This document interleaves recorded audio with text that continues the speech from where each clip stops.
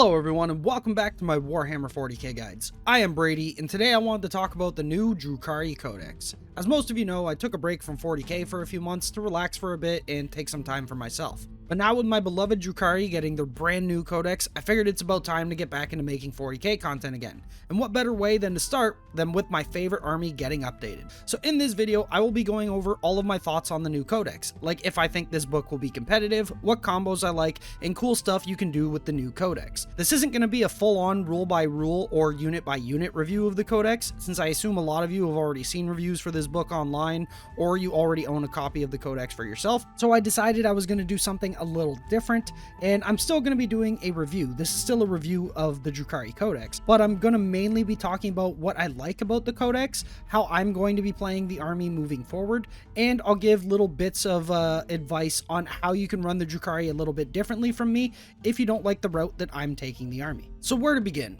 I guess let's do my overall thoughts on the book as a whole. So personally, I love this book, and I think it's a step in the right direction for making Drukhari feel the way that I believe they were always meant to feel, which is as an incredibly fast glass cannon army. Drukhari lost a decent amount of durability in this book, making them as fragile as ever, while also gaining some massive amounts of damage and gaining a tiny bit of speed. So with that said, I personally feel like this army is going to be a thinking man's army, meaning this army will require precise movements and strategy in order to win games. Does that mean that this army is bad because it's more difficult than an army like Space Marines?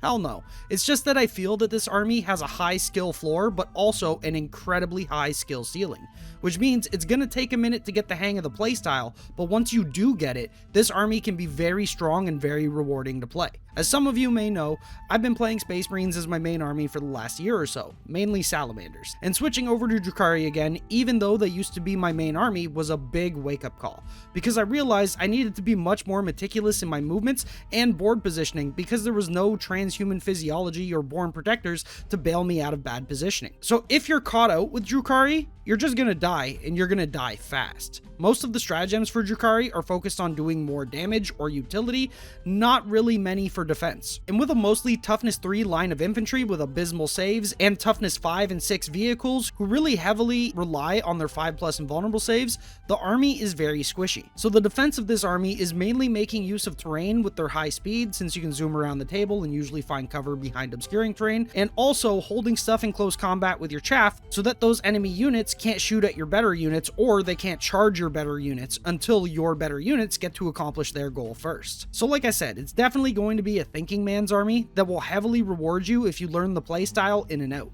For a new player, this could take quite some time and you'll probably lose a ton of games while learning it, but for most experienced players, it will probably only take around 5 to 6 games to start to fully understand how to make the best use of everything in this book and how to not just get shot off the table in 1 or 2 turns. The main trick is really learning when to turn on the on switch for going full on offensive and trying to just really put on the hurt in your opponent like so much in 1 turn that they don't have enough stuff to hit you back hard enough. This can be really difficult though, because if you do go for this turn a little too early and you don't get enough damage in and all your stuff's just out in the open, be prepared to lose like half your army. So it's a really thin line that you have to walk, but it will take experience and time, and eventually you will get it if you stick to the army and really practice with it. So with that said, let's go over some of the new stuff I like about this book. I guess to start out, let's talk about how I would build the army. In this new book, we received 2 new rules to allow Drukhari to structure their lists.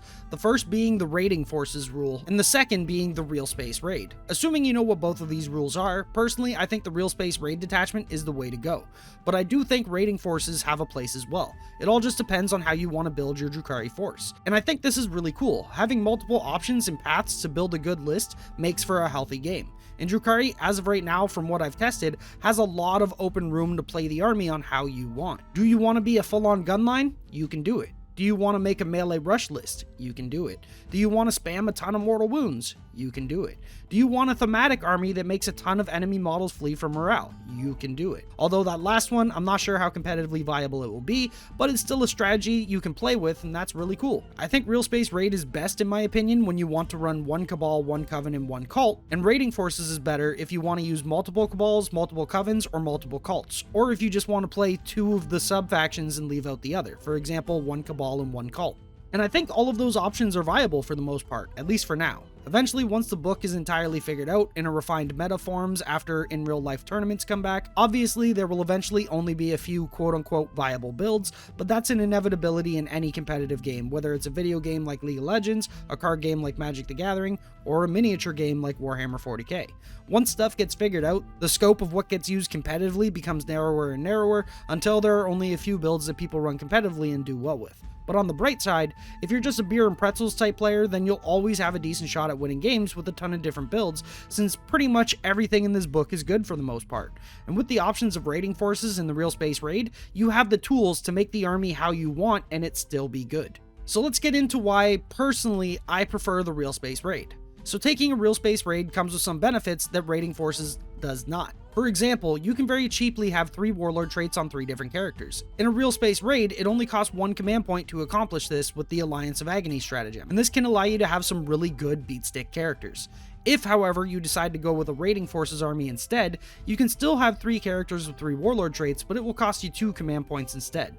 On top of that, the Warlord Archon in a Real Space Raid detachment has the reroll hit rolls of 1 aura for Cabal core units become a reroll aura for any core units in that detachment alongside Incubi. And this helps a lot, especially for stuff like witches, because the Succubus reroll aura was changed to reroll once to wound for friendly cult core units. So the only way your witches are ever going to get to reroll once a hit now is if you have a Real Space Raid Archon. So a Real Space Raid basically makes your Archon a Space Marine captain for the entire army, while the Succubus acts like a Space Marine lieutenant for the witches, while also being the best beat stick the army currently has, which I will talk about in a minute. So overall, I think taking a Real Space Raid army is the way to go for Drukhari competitively. It's essentially a Drukhari soup detachment that loses absolutely no benefits and actually gains quite a few benefits. With that said, there is one downside to taking a Real Space Raid detachment, and that is, where does Drazhar fit in? If you take a Real Space Raid battalion, then your 3 HQ slots are taken up by the Archon, Succubus, and Homunculus. If you take a Brigade Real Space Raid to allow 4 HQs, then you're going to be forced to bring a ton of stuff you probably would rather not take, since they might not fit your preference or playstyle. So the easiest way to fit Drazhar into a Real Space Raid army is to bring a Real Space Raid battalion alongside another small detachment of some kind. This makes it a tiny bit awkward, but overall not that big of a deal. It just comes down to, are you willing to pay 2 command points at minimum to bring Drazhar in your list? For some people, that answer will be yes. For others, it will be no. It really just depends on your preference, and I think both are currently viable. So that's enough about the new detachment abilities. Let's now get into my preferred sub-factions, like which Cabal, Cult, and Coven I currently prefer. So to me, the ones that I like are Cabal of the Poison Tongue, Cult of the Cursed Blade, and Prophets of Flesh. I like Cabal of the Poison Tongue because I'm a Venom spam player. That's my preferred way to play the army, and it's what I've had the most success with in my almost professional 40k career. 2 damage splinter cannons wounding on 3s, sign me up. And with the upgrade or side grade, depending on how you want to look at it, for the splinter cannons, if you want to go Venom spam, then this is the Cabal that you want to go. The main downside is really only when you're going up against something like Dark Angels, who you can only ever wound on rolls of 4+ because of their built-in transhuman ability, but other than that, -1 AP and 2 damage splinter cannons that wound on 3s are really good. Also, I love the stratagem they have that allows you to redeploy up to 3 units before the game begins, but also after you see who goes first. This allows you to either deploy aggressively with 3 Venoms or Cabal units of your choice, and if you lose the roll-off, you can redeploy those units more defensively, or deploy defensively and then switch to be more aggressive if you win the roll-off. It's a very good stratagem and really good for throwing your opponent's deployment off, even if they are aware of the stratagem. For the Cult I currently prefer, I like Cursed Blade because of the natural +1 strength that they get. Strength 4 witches with +1 attack drug can murderize anything toughness 3, and they actually do pretty decently against toughness 4 stuff, especially if you get a little lucky with your Blade Artist ability. I originally was playing Cult of Strife at first because of the attack twice stratagem, but I noticed that my witches at strength 3 did almost nothing against Marines, which are like one of the more popular armies. And because of that, they wouldn't even get a chance to fight back, since at least 3 or 4 of them would die just by getting punched back by the Marines. So it wasn't really worth spending the 2 command points to fight twice at that point. So I still tried this, but then I gave them the +1 strength instead to make them strength 4, and it was pretty much the same thing. Without the extra attack drugs in there, you just kind of do a little bit of damage, but you still get hit incredibly hard back, even if it's just regular Space Marine punching you. So I switched over to Cursed Blade for the natural strength 4, and now give them the +1 attack drug so that they can actually kill Marines without ever needing the attack twice stratagem. Also, the Cult of Strife obsession that allows all of the witches to always attack first, basically, never really needed to come into play, because with good positioning, your stuff is never going to get charged first. You're going to get the charges off because of how fast the army moves, plus with the new advance and charge, you're almost always the one to charge the opponent and then you die after. And as you'll see in this book, this army actually has a ton of ways to make opponents fight last anyways, so it was kind of over redundant to have the witches needing to be always attacking first, because usually they'd be charging something alongside like my incubi, and the incubi would make that unit fight last, so it wasn't really needed anyways. So because of that, I like the Cult of the Cursed Blade the best currently. And then for my preferred coven, I still like Prophets of Flesh. With that said, the only coven units that I currently run in my own list is a homunculus and 2 units of 5 racks. And for what I use them for, Prophets of Flesh is pretty much the best option. So my racks are just objective holders, and Prophets of Flesh is still one of the more defensive obsessions to go with, so it helps out a very tiny bit for those units of racks. And for the homunculus, I still really like taking Vexator Mask in certain matchups, so I can force enemy units to fight last, and that's only available to a Prophets of Flesh character. So that's why I take Prophets of Flesh. There's really not much more behind that. With that said, I'm pretty sure you can make a better coven out of the custom coven traits if you wanted to play a primarily coven-based army, but for me, that's not my preferred playstyle since I prefer playing with Cabals and Witches. With that said, some of you may be asking, why no Blackheart to gain access to Vect? And you might also be asking, do I even like the new Vect? Well, first off, I do like the new Vect. I kind of liked the old one better for certain reasons, and I like the new one better for other reasons. Mainly because the old one, when you played Drukhari, because it was 4 command points and because it was so incredibly strong, you pretty much spent the majority of your command points on just using Agents of Vect all game. Whereas now with the new one, it's strong, but not so overbearingly strong that you feel the need that you're gonna have to use it. But if you have the option of it, of course you're gonna do it because it's free now. And it helps still manipulate the way your opponent gets to use stratagems, but in a much more different and healthy way. And because it's free, you can actually spend your command points on other stratagems the book has to offer. So yeah, I do like the new Vect. So getting back to why I don't run Cabal the Blackheart, it's because again, I don't really feel like it's an auto-include, and because I prefer going Venom spam over Raider spam, and I think Raider spam is better for Cabal the Blackheart. I also don't feel like Agents of Vect is an auto-include anymore, and in some of my testing games where I had brought either a Blackheart Spearhead or a Blackheart Patrol alongside my Real Space Raid Battalion, I noticed that Vect did help, but not nearly enough for me to warrant jam-fisting it into my list. I still think the new Vect is good, like I said earlier. It definitely helps you manipulate how your opponent uses their stratagems and allows you to annoy your opponent, which is always fun, but it's not so overbearingly strong like the old version that I feel I need to shove it in my list. If, however, you want to run Vect, I think the best way to do so would be to have your chosen Cabal and your Real Space Raid detachment be Blackheart, and instead of spamming Venoms, you spam Dark Lance Raiders, since they can make better use of the free reroll for each unit. In certain metas, I think this would be better than Venom spam. In fact, it might actually be better in the current meta than Venom spam, but personally, I own 13 Venoms and I want to use them. So more or less, that's why I play that version of the army. Now that I've gone over my personal favorite sub-factions for the army, let's talk about the new Power from Pain. There are only 3 changes to the Power from Pain that I like, the first being Advance and Charge on turn 2 instead of re-rolling advances and charges, the second being gaining a 5-up invul save on turn 4, and the third is that vehicles now get Power from Pain on turn 3 and don't suffer penalties for shooting into its own close combat. These vehicles can now do that in this edition. When it comes to the turn 1 bonus, which now gives a 6-up invul, I really preferred the 6+ Feel No Pain. The only 2 instances I can think where this invul is better than the Feel No Pain is when it comes to vehicles, since vehicles will now get a save in close combat against high AP weapons, since their natural 5-up invul is only against shooting, so this will actually work in melee. But for the most part, if your vehicles are getting smacked in melee that early on in the game, then something probably went horribly wrong, and that invul isn't going to save you anyways. And when it comes to the Drukhari infantry, the 6+ invul is only preferable to the Feel No Pain when something like a Cabalite is getting shot at by a high strength, high AP, high damage weapon like a last cannon. But who the hell is wasting last cannons on the infantry? Your infantry die to stuff like bolters and assault cannons more easily now because the 6+ invul doesn't really help much. Let me give you an example. Let's say a Cabalite warrior who's toughness 3, 1 wound, and 5 up armor save. Let's say he gets shot by a Space Marine bolter while the Space Marine is in the tactical doctrine for that extra AP. Well, with the old power from Pain, you'd get your 6 up armor because -1 from the AP on the bolter, and if you failed that, you'd still have another 6 up save after with the Feel No Pain, so you'd get 2 chances to save your model. With the new power from Pain, you get your 6 up armor or invul, and that's it. 1 chance to save your model. Same example, but no AP. You get your 5 up save and then 6 up Feel No Pain with the old version, or you get your 5 up save and that's it with the new version. No one is really ever wasting high AP, high damage weapons on your infantry unless they literally have nothing else to shoot at or fight in close combat. So the invul really does very minimal for them compared to the Feel No Pain, which made the infantry a bit more durable against anti-chaff weaponry like bolters and assault cannons, or even Space Marines just punching you in close combat. And those are the main type of weapons that murder your infantry in the first place. So they took away our infantry's durability against anti-infantry weapons and gave us more durability against anti-tank weapons. So yeah, that's why I don't really like it. With that in mind, I do think this change was done to take some durability away from the infantry to emphasize their glass cannon nature.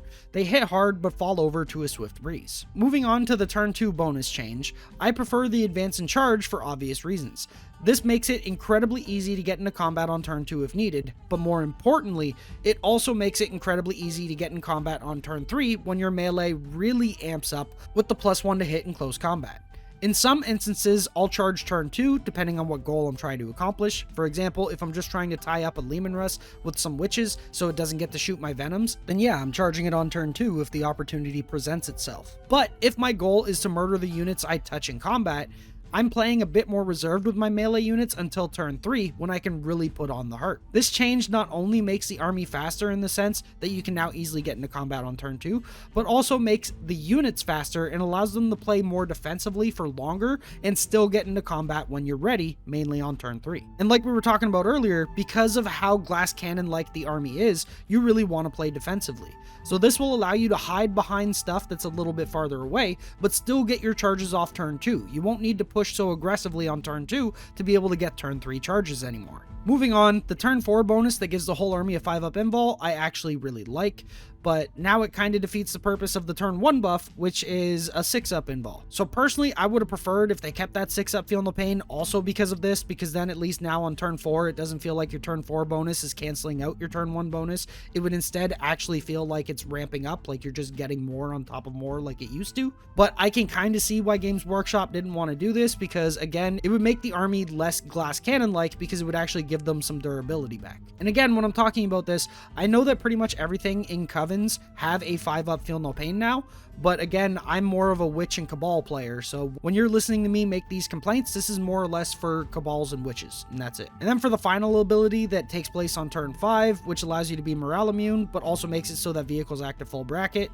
So this is basically how it used to be, except now, because vehicles are affected by power from Pain, they now get a bonus to that as well, because leadership doesn't really matter for vehicles. So I think that's cool, and I'm glad that they implemented that, and I'm glad that vehicles get power from Pain now too. And speaking of which, now that I remember that vehicles actually get power from Pain as well, I would have still preferred the 6 up Feel No Pain on the vehicles over the 6 up invul as well, because your vehicles are mostly going to die to shooting. If they're only dying to melee, it's because you offered them up to your opponent to either like absorb Overwatch or just hold something in combat for a turn so that they can't shoot like something on an objective like your witches or something like that. And having like back in 8th edition, having like the Ravagers with the 6 up Feel No Pain and stuff, it made them a little bit more durable. So it just emphasizes when I said earlier that Drukhari actually lost quite a bit of durability, but kind of made up for it in damage.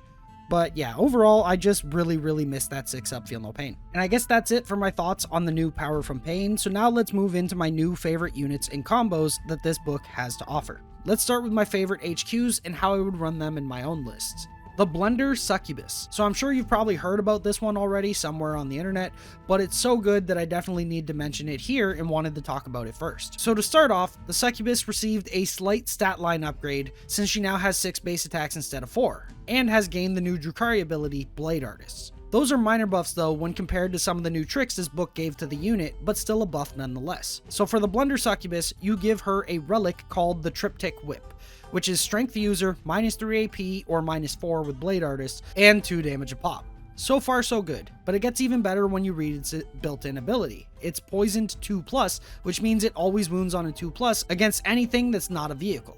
And it gives her +3 attacks, meaning she's now up to 9 attacks. Add in the combat drug to give her +1 attack, and now she's 10 attacks, hitting on 2s, wounding on 2s at -3 or -4 AP and 2 damage. Seems really good so far, right? Especially for 60 points? Well, we ain't done yet.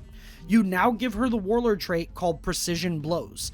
This Warlord trait makes it so that her unmodified wound rolls of 6 turn into mortal wounds based on the damage characteristic of her weapon, meaning each wound roll of 6 while she's holding that whip relic now does 2 mortal wounds instead of the normal damage. So this makes her an incredibly good beatstick for dealing with elite infantry stuff, like Blade Guard vets, Vanguard vets, or anything Custodes that isn't a Dreadnought. And all that stuff that's like -1 damage as well. Sure, the base stats of the whip is going to kind of suck against -1 damage, but when you do the 2 mortal wounds, they don't have that. They're still going to take 2 mortal wounds as well, so it kind of gets through that a little bit. But yeah, that's the Blunder Succubus. Incredibly good for 60 points and a couple of command points, since you do want to give her a Warlord trait and a relic. With that said though, I have read and heard a couple of misconceptions about the Blunder Succubus online, so I want to clear a couple of those up.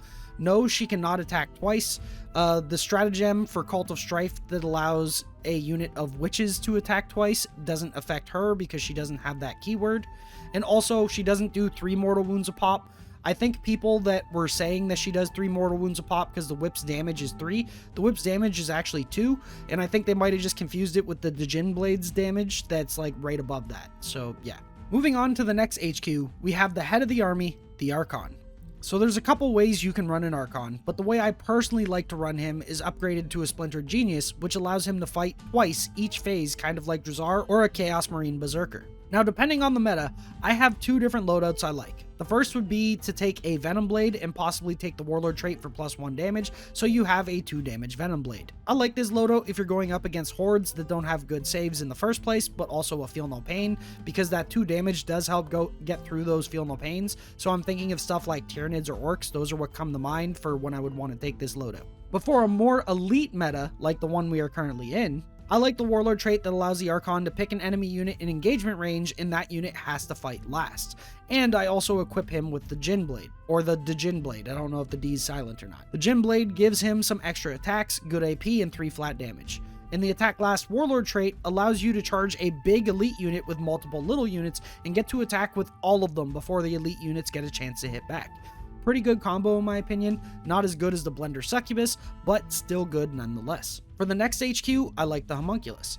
I know there are some really cool things you can do with this guy, like bringing back models in Rax units or healing some of your monsters like Talos, but for me, this guy for me is really just utility, and I use him to supplement my witch cults, characters, and my incubi. There is a relic you can give this guy if you upgrade him to be an alchemical maestro called the Poisoner's Ample. This relic lets you pick an enemy unit within 9 inches, and on a roll of 2+, that unit takes D3 mortal wounds. And on top of that, that unit's aura abilities do not work, and it can't be affected by other units' aura abilities. This can help remove defensive buffs units get, like Feel No Pain rolls. It can also turn off stuff like Space Marine Rites of War, so that you can steal an objective from them. It just has so many incredibly good uses that I feel like it's almost an auto-include.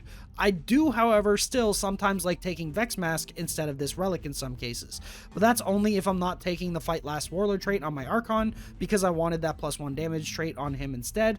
But yeah, having that option is great as well. I also give this guy the Warlord trait for +1 to wound in close combat, mainly because I only use him and 2 5-man rack units in my current list, so that Warlord trait is the most useful to me because it makes him at least a tiny bit more killy.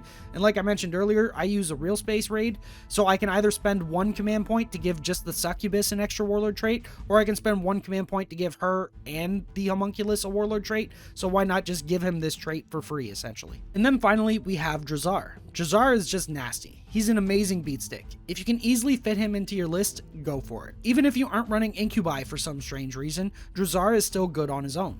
As of right now though, I can't find a spot for him in my list because my current list is more focused on mortal wound spam to help deal with all the -1 damage armies like Death Guard, and I just don't have the points to find a place for him currently. So with that said, Drazar isn't necessarily an auto include, but if you can easily include him in your list, there's pretty much no reason not to. And when it comes to the two named characters, as of right now, I personally don't really see a purpose for them. Why bring Lilith when you can bring the Blender Succubus? Why bring Urian if you're not going heavy into Prophets of Flesh units? I'm not saying that these units are bad, they definitely have a place, and we most likely will see them in competitive lists. They just don't fit into how I play or build the army for myself. Now let's go over the troops choices. I don't think much needs to be said about these. Cabalites are great, especially if you want to go for a more gunline focused army since they have the best guns of any troop choice. I do think Blackheart Cabalites would be great in 5-man units with a single blaster in each. Use that Blackheart reroll on those blasters. If you're not going Blackheart or a full gunline though, they are still a great unit for getting secondaries like Deploy Scramblers since they are the cheapest troop choice and you don't really lose out on much damage by using them as action monkeys. This is how I use my Cabalites currently since I only run a single 5-man bare bones unit.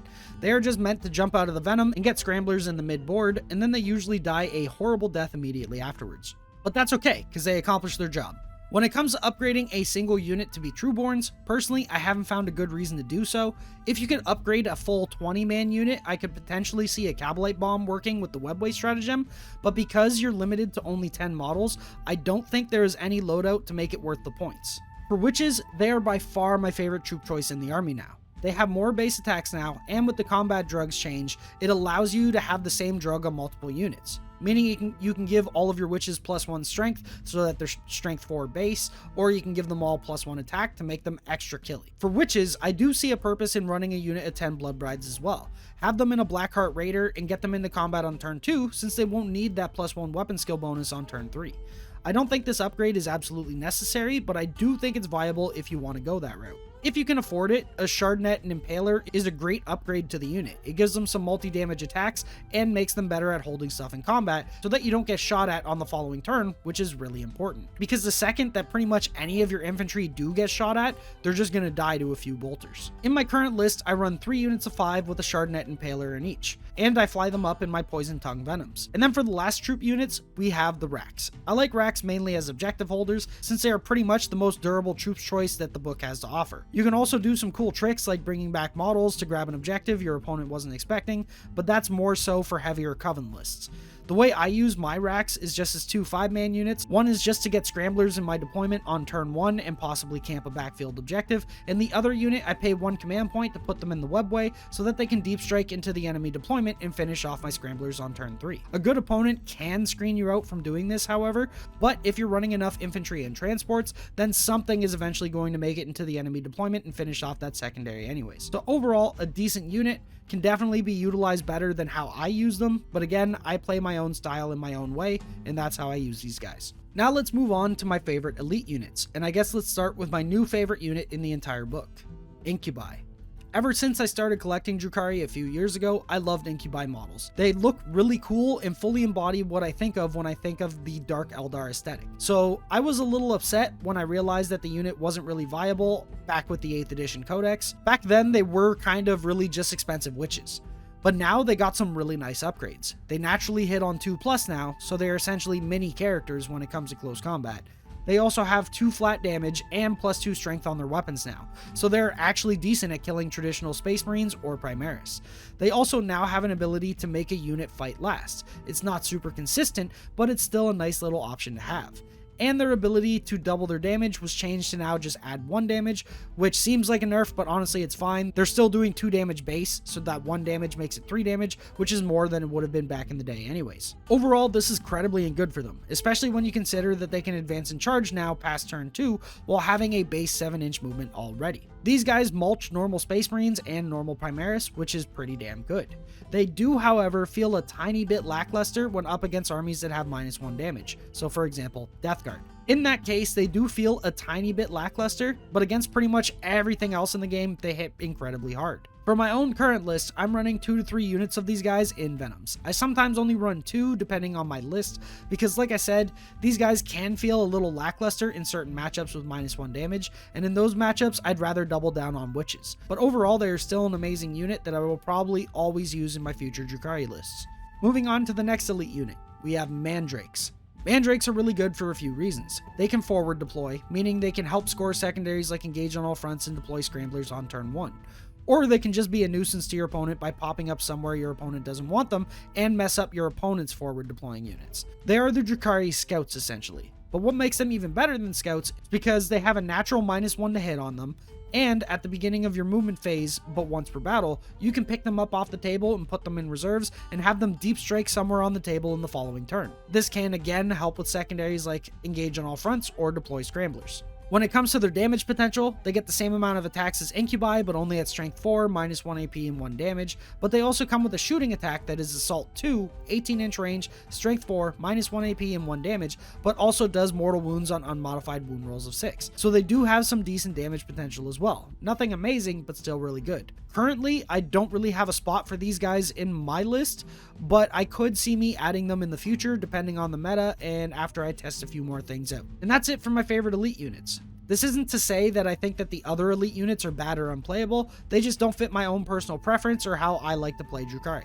So moving on to my favorite fast attack units, we have Reavers. I remember back in 8th edition when I felt this unit was kind of bad, and to be honest back then my opinion was just flat out wrong because my scope of the game and what's good in the game was very narrow. But now a few years later, being much more knowledgeable about the game as a whole, I can see now that this new iteration of bikes is incredibly good. So there are a few different ways I would run Reavers in my own lists.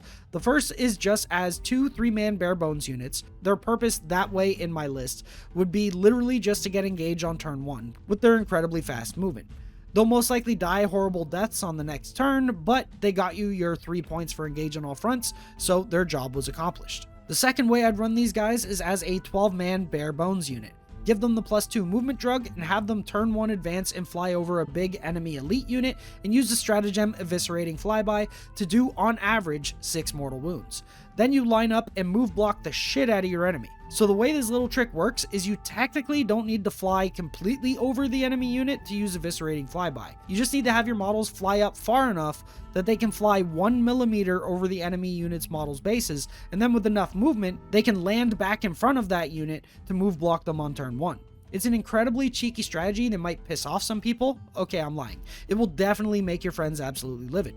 But it is a viable strategy for competitive, especially with all these Deathball style armies like Death Guard and Dark Angels. Oh, and it also, of course, helps you score engage on all fronts on turn 1. You can, however, play a bit more reserved and wait for a better opportunity to do this strategy in a later turn, but if your opponent has something like artillery that can shoot you even if you're behind a wall, then you probably just want to get this combo off turn 1 so you can at least get some use out of it, otherwise your opponent's artillery will just destroy these guys. And then the third potential way that I can see these guys being run is again a 12-man unit, but this time with blasters or heat lances, and you give them the +1 ballistic skill drug. If you run them this way, you want to play a bit more reserved with them and wait to use them until turn 2 or 3, because if you do pop out from behind a wall, unless you're getting a good amount of damage off that turn, you're probably going to lose the entire unit before the next turn. So again, play a little bit more reserved with them this way. You still do the same mortal wound combo that I mentioned previously, but now you got 4 amazing guns that hit on 2s on top of the mortal wounds you deal. And then because it's a turn or 2 later, you can also charge after you advance into something and either do damage or just hold it up in combat to protect the rest of your army. The next unit to talk about is Hellions. So I like this unit. I used them only once and it turned out horribly, but I think I was using them wrong. I brought a 20-man unit, gave them the +1 toughness drug, and then realized how the fuck do I hide 20 of these guys? The answer is you kinda can't, especially if you want to hide other stuff like Venoms or Raiders. Bringing 20 of them is also incredibly pricey. And with everyone geared up to kill Toughness 5 3-wound Marines, then Toughness 5 2-wound 5+ save Hellions just die so incredibly quickly. They also don't move nearly as fast as Reavers do, so I think the Eviscerating Flyby fits better for Reavers. With that said, I could see taking 1 or 2 5-man units of these guys being pretty decent. I haven't tested it out yet, but I do think they have potential, so I wanted to mention them. And that's it for the fast attack units I like. When it comes to Scourges, I did the math on all their weapons, and I couldn't find a reason to ever take them over other options the army has. If you want anti-horde, go with more witches. If you want anti-tank, Blackheart Dark Lances and Blasters. So yeah, that's pretty much that. Now for the heavy supports. We have the Talos, Kronos, and the Ravager. So for the Talos and the Kronos, I'm not gonna lie, I didn't really test any of this stuff because, like I've said earlier, I'm much more of a Cabal and Witch Cult Drukhari player. But from glancing over the stats of these guys and watching one battle report from Art of War featuring some Talos, I kinda think the Covens are just kinda not durable enough to survive getting up the board anymore. Losing the 4+ invul, or really even the natural 5+ invulnerable save, it seems like these big Coven monsters just get gunned down so quickly now. Sure, they have a 5+ feel no pain now, but I'd much rather have that 4+ invul on these guys over the feel no pain every day of the week.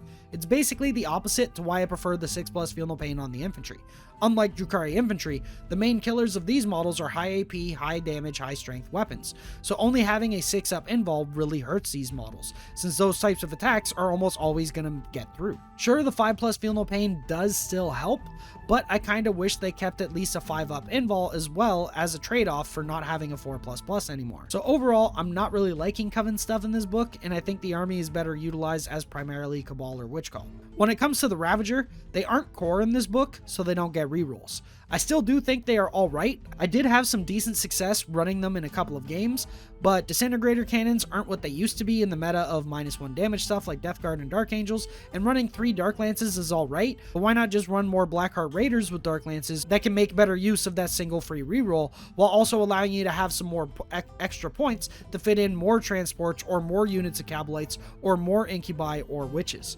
So overall, I think the Ravager is okay, but definitely not what it used to be. Moving on to the transports, I think you guys already know what I'm about to say, so I'll try to keep it brief. Raiders are good, especially in Blackheart, since you get that free reroll for your Dark Lances, which were really upgraded by the way, and very much usable now in today's meta. Venoms are amazing as well if you want a bit more mobility, and if you prefer spamming min-sized infantry units.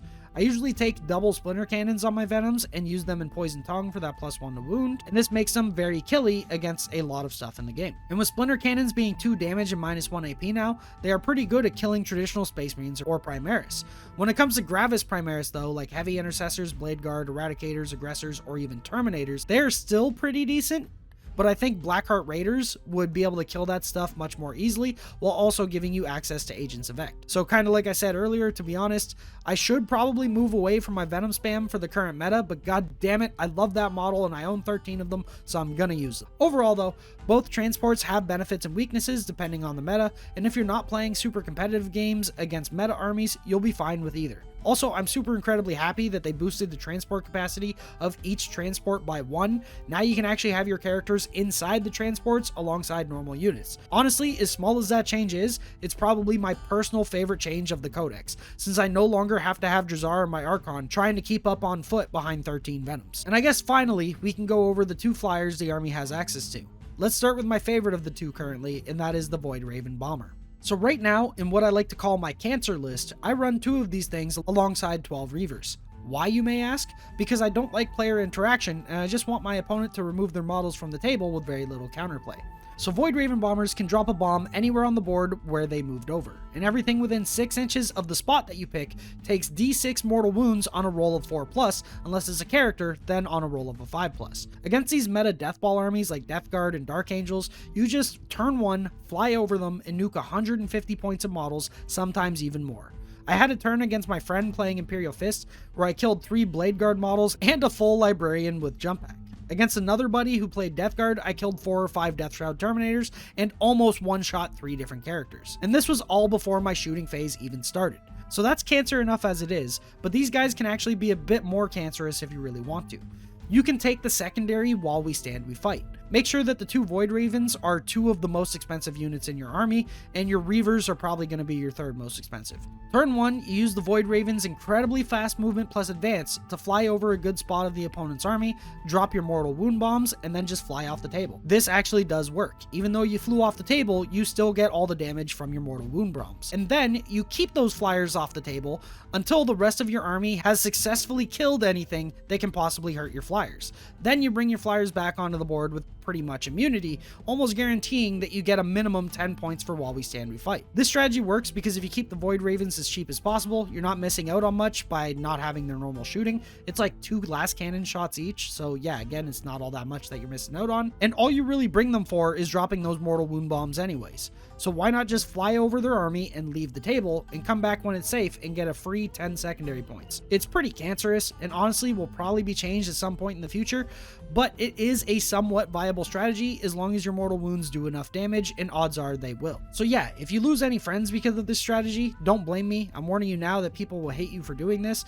Even if they laugh it off and act like it's fine, deep down inside, they will forever hope that your paint pots never close properly and that you always spill nun oil all over your models every time you go to paint. And that's a punishment I wouldn't even wish on my worst enemies. But anyways, if you don't take While We Stand We Fight, these guys are alright. Not amazing, but alright.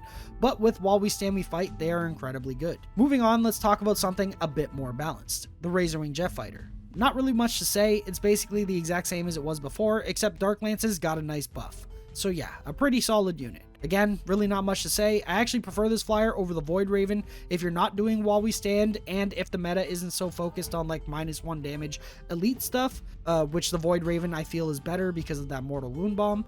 But yeah, so those are my thoughts on the two flyers. And then for the last but not least segment of this video, let's go over the new secondaries that are Drukhari specific out of this codex. And I guess for the last segment of this video, before I forget about it, because I almost did forget about it, let's talk about the Drukhari specific secondaries. So personally, I stopped using all of these in my games. The one where you have to kill stuff in melee for Drukhari was nice, and that was the one that I was using the most.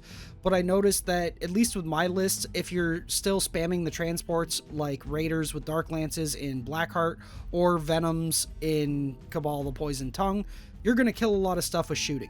And there, in some games, might not be that much stuff left over for you to kill with your melee. I also had the idea of kill the screen with shooting and then charge the characters to get 3 points each for those. But if you're doing that, why not just take Assassinate anyways? Because then if you have to kill a character with shooting, you still can and you're not punished for it. And then with combos like Apothecaries in the game, bringing back really expensive models, you kind of don't want to take the chance of like, if one guy is left and you have a couple Dark Lances to shoot at him, you don't want to forego that shooting. You want to kill him to make sure he dies, instead of trying melee and then getting unlucky and completely whiffing it, and now you got to deal with 2 models in that unit instead of 1. So yeah, so for that secondary, I don't like it. For the Beast secondary, I think it's pretty self-explanatory. I think it's pretty bad unless your opponent's bringing a ton of Beasts and you're bringing a ton of Witch Cults. Which usually doesn't happen. So yeah, that one's kind of bad. The next secondary that has to do with how many models flee from morale for your opponent. I still don't think morale-based armies are viable in today's meta. There's too many ways to get your guys to just auto-pass morale or boost their leadership or just have them be straight up fearless. And like I've always said, even in 8th edition, I still prefer just outright killing units rather than leaving 1 or 2 guys left and hoping they run to morale. And then when it comes to the final secondary, which is the opposite of Engage on All Fronts, it's stopping your opponent from getting in all table quarters. I still prefer Engage on All Fronts because there's less counterplay to it, I feel like, that your opponent can do, because all of your stuff has fly, so you can just fly over if they're trying to move block you and still get into the opposite quadrants of the board. I've also, in all my test games, never gotten less than 12 victory points for Engage on All Fronts, so I still think it's really good. You can make an argument that this new version is still very good, and if you want to take it, go for it. I just feel a little too restricted by it because it forces me to have to kill certain units when I may want to kill other units instead. So yeah, that's why I prefer Engage on All Fronts. So now you may be asking, what secondaries do I take with my Drukhari army? And currently right now it's Engage on All Fronts, Deploy Scramblers, and While We Stand We Fight. While We Stand We Fight is great with the 2 Void Raven bombers, since you can just fly them off the table, come back when it's safe, and free 10 points. Deploy Scramblers, another free 10 points for Drukhari because you spam a ton of cheap infantry that can deploy your Scramblers. And then Engage on All Fronts is pretty much a free secondary as well because your army is incredibly speedy and can get into all table quadrants. And I guess that's it for my Drukhari review. Overall, I think this codex is really solid. I definitely think it's a high tier army, possibly even top tier, but like I said earlier, I also feel it's a thinking man's army since it's incredibly fragile, so if you're not positioning properly, you can be severely punished and lose a ton of stuff in a single turn. Don't let that turn you away from the army if you're a new player though. I'll have a video with some tips and tricks for Drukhari coming out sometime soon, so if you wanted to learn more about how to actually pilot the army yourself and get yourself a head start without needing to learn all that stuff yourself through repetition of games, then make sure to subscribe to the channel and hit that bell icon to be notified when I make that video. But yeah, overall, solid book, and I'm enjoying playing the army. Thanks again to Games Workshop for sending me out an early review copy of the book, and sorry to everyone who's been waiting for this video. It took a bit longer than expected to make this video, but I wanted to get a decent amount of test games in before I made my final conclusions on the book, and like my last video stated, I also unfortunately lost my voice for like a week. So yeah, that kind of played into why this video took so long as well. But yeah, anyways, I hope you all enjoyed the video. First off, if you made it this far into the video, you're a real one and I love you. Thanks for being a fan of the channel. And if for some reason you haven't subscribed to the channel already, feel free to hit that subscribe button and hit the bell icon to be notified when I make more Warhammer 40k content. And if you enjoy the content I make here on YouTube and would like to help support the channel further outside of watching my videos and sharing them with your friends, feel free to check me out on Patreon. On Patreon, I offer many different rewards for different donation amounts. For $5 a month, you can gain access to the exclusive Patreon-only Discord, where you can chat with myself and over 90 other patrons. We talk a lot about the game and help each other out with lists and stuff, so it's a great resource for a new player who needs some help, but also a good resource for a veteran who's just looking for a second or third opinion on things. I also offer personal coaching for a higher donation amount, or even custom lists if you would like me to make you a competitive army list. So yeah, if any of that sounds interesting to you, then feel free to check me out on Patreon. The link for the Patreon page will be in the description of this video. Also, don't forget to follow me on Facebook and Twitter. I post stuff from time to time there, usually announcements about the channel and whatnot, so make sure to follow me on those socials as well. I'll have a link for those in the description of this video. So anyways, thanks for watching the video. I hope you all enjoyed it. It feels good to be back, and I will see you in the next one. Happy wargaming.